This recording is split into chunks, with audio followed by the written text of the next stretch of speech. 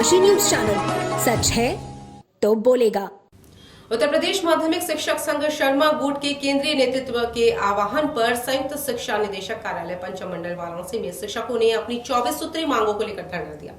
यह धरना प्रदेशीय संघर्ष समिति द्वारा विभिन्न मंडलों में चल रहे धरनों के क्रम में आयोजित किया गया, जिसमें मंडल अध्यक्ष विजय प्रताप सिंह ने अध्यक्षता की।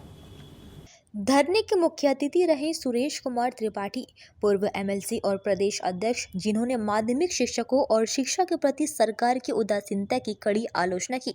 उन्होंने पुरानी पेंशन के बहाली की मांग करते हुए कहा, शिक्षकों की सेवा शर्तें जिन्हें हमने संघर्ष के माध्यम से हासिल किया था, नई शिक्षा अधिनियम 2023 में भी शामिल की जानी चाहिए।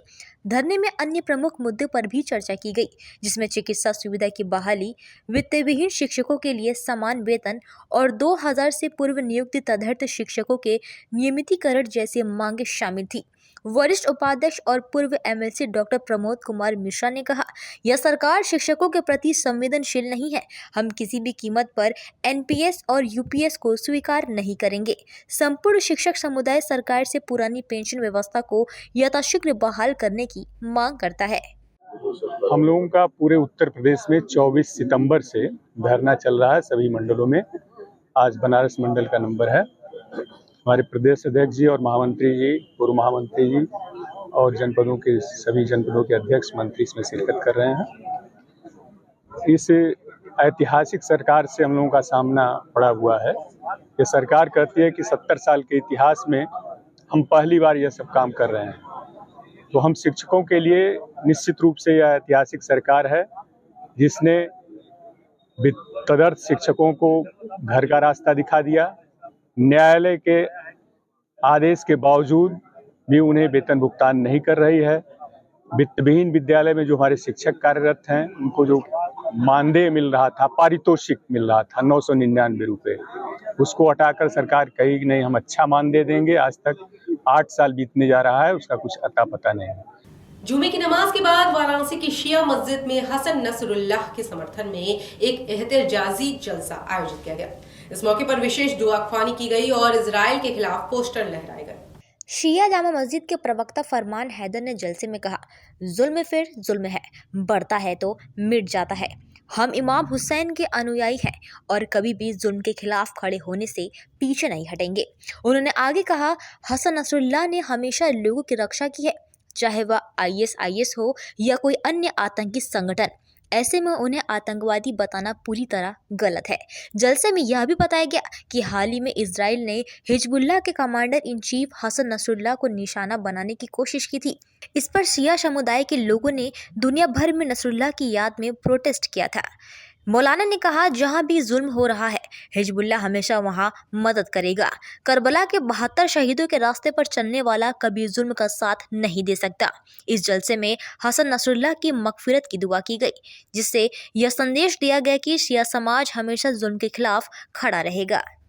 ये हम जलसा कर रहे हैं और हसन नसरुल्लाह के लिए, हसन नसरुल्लाह क्या है, हिजबुल्लाह क्या है, सैयद हसन नसरुल्लाह की शख्सियत क्या थी, जिन्हें मजरू किया जा रहा है, उनकी शख्सियत को मीडिया पर उन्हें दहशतगर्द बताया जा रहा है, टेररिस्ट बताया जा रहा है। ऐसा नहीं है, बल्कि हसन नसरुल्लाह ने हमेशा मजलूमों का साथ दिया है, हमेशा कुचले हुए लोगों का साथ दिया है, हमेशा दबाए गए मुस्तज़अफ़ीन कमजोरों का साथ दिया है। हसन नसरुल्लाह ने भी यही साथ दिया और हिजबुल्लाह भी यही साथ दे रही है। इजराइल ने फिलिस्तीन में कब्जा कर लिया, अब फिलिस्तीन की जमीन फिलिस्तीन की है। अगर कोई भी हिंदुस्तान।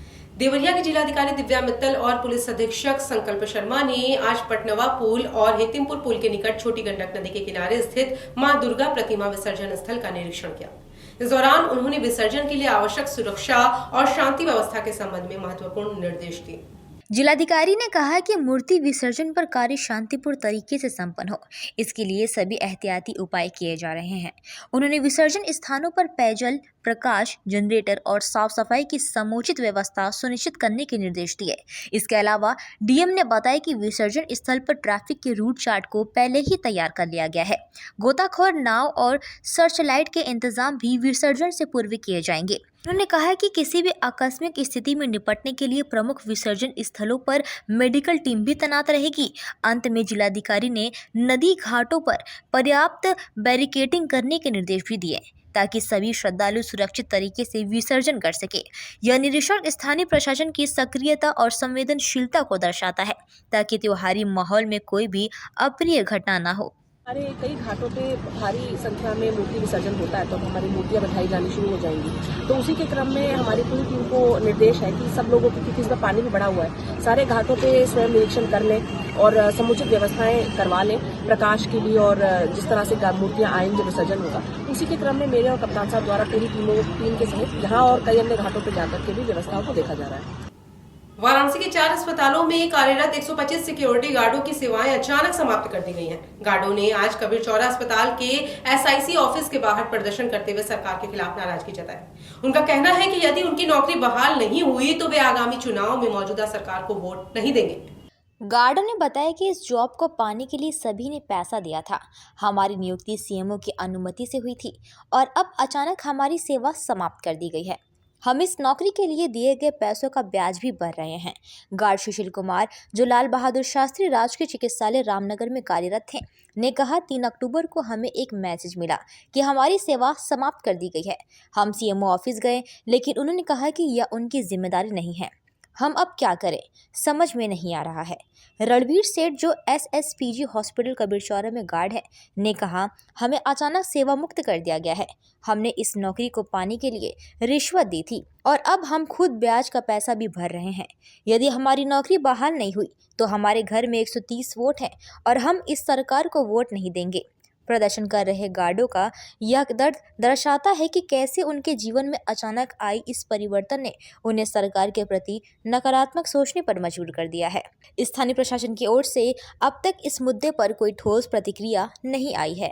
रामनगर वाराणसी का सिक्योरिटी गार्ड हूँ और आज हम लोग गए थे सीएमओ ऑफिस। तो कंपनी से हम लोगों को ये लेटर मिला था जो बोले थे कि तुम लोग जो है अपना ड्यूटी करोगे तो सैलरी के विषय में तुम लोग खुद जिम्मेदार होगे और हम लोगों से कोई मतलब नहीं रहेगा सैलरी को लेकर। इसके लिए हम लोग गए थे सीएमओ ऑफिस। तो वहाँ से सीएमओ सर से मिले तो उन्होंने सीधे बोला कि 4 लोग आओ मिल लो। तो 4 लोग हम लोग गए थे अंदर। तो उन्होंने बोला कि देखो साहब जो है तुम लोगों से हमसे मतलब नहीं है और किंतु लेकिन परंतु हमसे कुछ मतलब नहीं है, ना हमने तुम लोगों को रखा है, ना हम निकाल रहे हैं और ना हम आदेश किए हैं। तो सर इसमें भी उनका हस्ताक्षर है और आदेश जो दिए थे रखने के लिए उसमें भी उनका हस्ताक्षर है। लोग एसआईसी कार्यालय पे गए, क्या वजह है? हम लोग का यही वजह है कि कल हम लोगों को अगर व्हाट्सअप आया कंपनी के माध्यम से कि आप लोगों की यहाँ पर ड्यूटी खत्म हो रही है। कब से ड्यूटी कर रहे हैं?